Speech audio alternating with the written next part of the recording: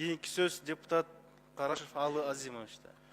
Рахмат, Асан Асбекович. Урматтуу кесиптештер, өкмөттүн өкүлү. Мына кечээ күнү эле жалпыга маалымдоо каражаттарында маалымат тарады. Казакстан айыл чарба министрлиги жарыя кылды. Мына Кыргызстандан келип кирип жаткан айыл чарба продукцияларына картошка, алма, хурмага фитосанитардык карантин кийирип атат да, ошондо кийирилди. Бул маалыматында айтылып атат, мына 2018 жылы 2 айда мына январда 465 ушундай случай болду. Ушу карантиндин талабына жооп бербеген продукция Кыргызстандан кирген депчи. Анан дагы бир жагын карап көрсөк, мында кандай болуп атат өкмөт? Биз деген бүткүл дүйнөлүк соода уюмунун мүчөсүбүз, Евразиялык экономикалык союздун мүчөсүбүз. Алар деген бизге алдын ала айтып, бир анан кириш керек эле да. Түшүнүксүз болуп атат дейм. Кандай болот? Дагы мына биздин дыйкандар, фермерлер анысы кыйналып атат. Мына Ысык көлдө картошкабыз такыр баасы түшүп кеткен. Эми Казакстанда запрет кылып койсоң эртең кандай болот андачы? Канча жашашат эл? Мына ушуга эмне себептен ушуга жол берилип атат? Шуну да бир айткым келет да. Анан экинчи жагынан айтып кетейин. Мен билишимче, жакында эле Казакстан делегациясы келип кеткен бизге. Келип кеткенден кийин 2 күндөн кийин запрет кирип атат бизгечи. Анан же ошонун себебинен болуп атабы? Мына өкмөттүн өкүлдөрүнө айткым келет, өзгөчө белгилеп, мына президентибиз барып, Казакстан мамлекети президенти менен сүйлөшүп, бүт барьерлерди алып келген. А бул жерде кандай болуп атат? Анда кайра кирип калып атпайбы барьерлерибизчи?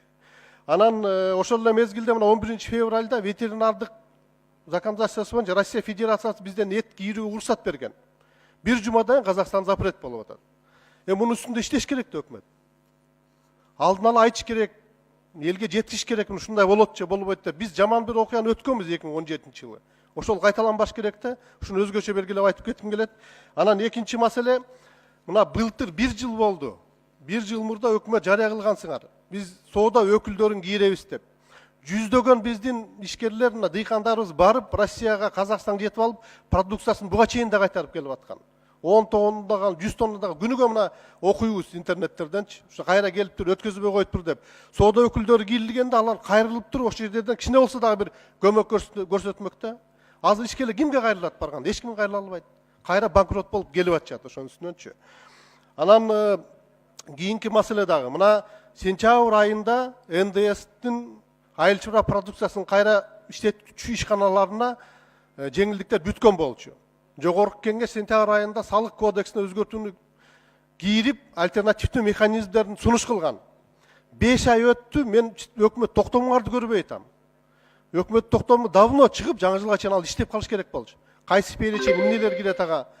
Мына ушуну дагы бир мындай жеңилдиктер түзбөйсүздөрбү? Бизнеске шарт түзбөйсүздөрбү?